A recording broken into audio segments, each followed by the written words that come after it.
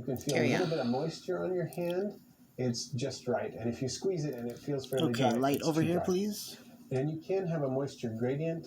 In other words, you can have a damper side and a slightly drier side in the enclosure, and that's not necessarily a bad thing. That can be a good thing. The tongs would actually be handy. But you want to make sure that pause it. At least half the substrate and molt under that substrate. And if they are disturbed during that period, it can harm them.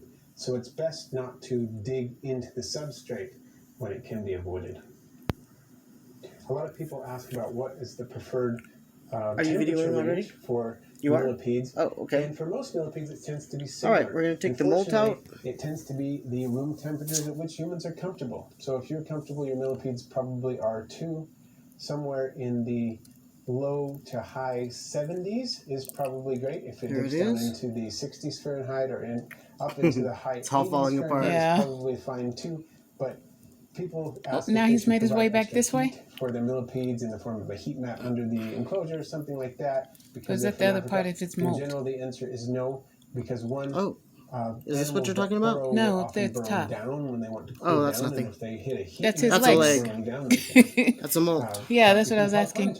Also, generally, because they are burrowing animals, they tend to be in areas where it is cooler because it's cooler underground, and so they don't need the warm temperatures that they would necessarily find if they were at the surface all the time, because they are burrowing. All right, gonna push them out here. They're really pretty easy to maintain as far as temperature goes as well. And those are the basics of care for Spirostreptus species 1. I haven't bred this species yet, as most of the individuals I have are just maturing now. I have one individual that I had for a number of years. Okay, light over here a little bit more.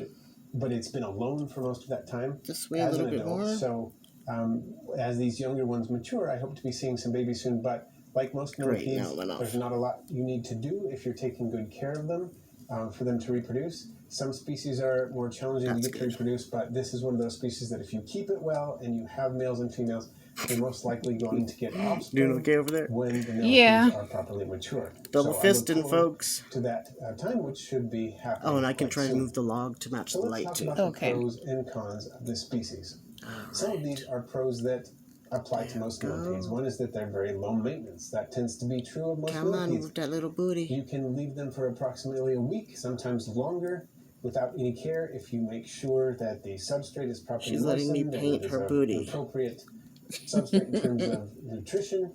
There we go. Got some movement here. For a week or so without any supervision or care at all during that period of time. And hopefully you don't get poop in your eye. Care only takes a few minutes a week. I see some legs. Substrate's a little more involved, but it I saw at least one leg. Very often. So pretty simple pets. Come on, Nibs.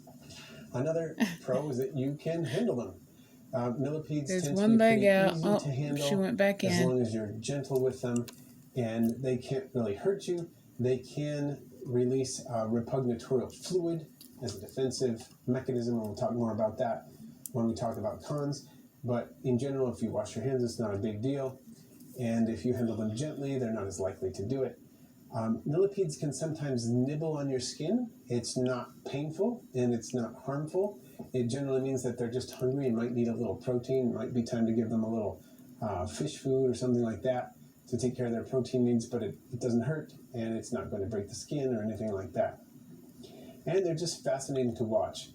For me, one of the most fascinating things about keeping millipedes is that you can, as you watch them crawl, the wave patterns of their legs is quite hypnotic, quite fascinating to see, and even people who might be uncomfortable with invertebrates might actually go down so that kind of fascinating. So they that can get the branch to help them maybe accept invertebrate pets a little more.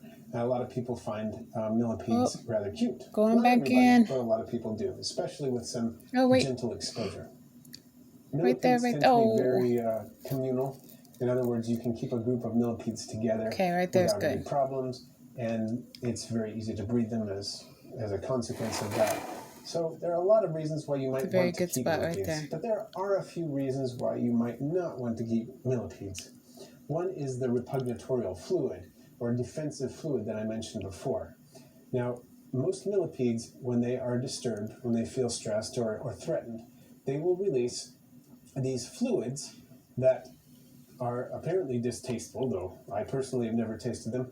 They also have a I've personally distinctive never odor tasted to them. them, which is somewhat unpleasant, and a color which will stain skin if it's left on your skin for any period of time. You wouldn't want to put them in your mouth or anything like that, but as long as you wash them off your skin, you should be fine. I've never had a problem with it. You might want to be careful just in case it's something that you're particularly sensitive to, but just wash it off, and anytime you handle your millipedes, whether or not they release that repugnatorial fluid, you should be washing your hands anyway immediately after handling your millipedes. So it's easily dealt with, and Can you see if the you're legs over gentle there? with your millipedes, they tend not to do it, but if they are surprised or stressed, they will release Yes.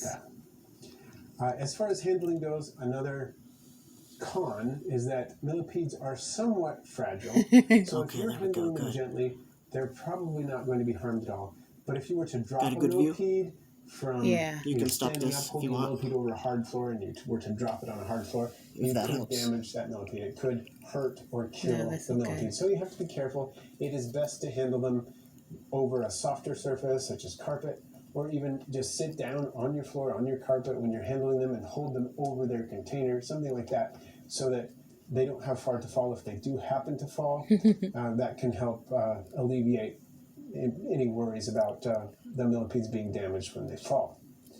And I'm I a would say that the slow main mover. disadvantage of keeping any kind of millipede, including Spirostreptus species 1, is that their substrate can attract fungus gnats. And as you know, if you've heard some of my other videos, fungus gnats tend to be attracted to almost any creature that lives in a soil type substrate if it's kept moist, like it is for millipedes. And there are things that you can do to combat that. One is to keep springtails with your Can you see well? millipedes. Springtails tend to eat the same foods that fungus gnats do, and that tends to help outcompete them. You can also make sure that you are, There when you you ventilate are. your millipedes container, that you cover the You got a new ventilation home. with very, very fine mesh that the fungus Yay. gnats cannot go It's a in good and out thing of. because That can that help as light well. stopped right And there are then. other things that you can look into. One thing that I have been experimenting with, and it seems to give good results, is mosquito bits. And I'll put a link in the description to those mosquito bits. These are basically Perfect view over here. granules that are soaked in water, and then you can use that water when you Okay, are got it moistening right your millipede substrate. Look at the front. And this contains a natural bacterium that attacks fungus gnat larvae. It is very specific to things like fungus gnat and mosquito larvae and does not attack millipedes, does not damage them.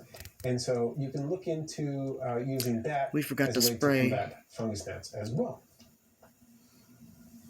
And those are about all I can think of in terms of cons. Spirostreptus millipedes are quite fascinating. They're fairly... For the video, they secreted on my All right, hand. we That's sprayed a little bit defensive in there. secretion, Gonna fill up the and water It's bowls. got a very strong chemical smell, and assumingly, it tastes horrible. And if somebody or thought I an just- animal, a predator, Okay, maybe I were did. to consume one of these millipedes, no doubt they would get, at the very least, a bad stomach ache. There we The taste go. alone would be enough, of course, for you to Double spit it decker. out.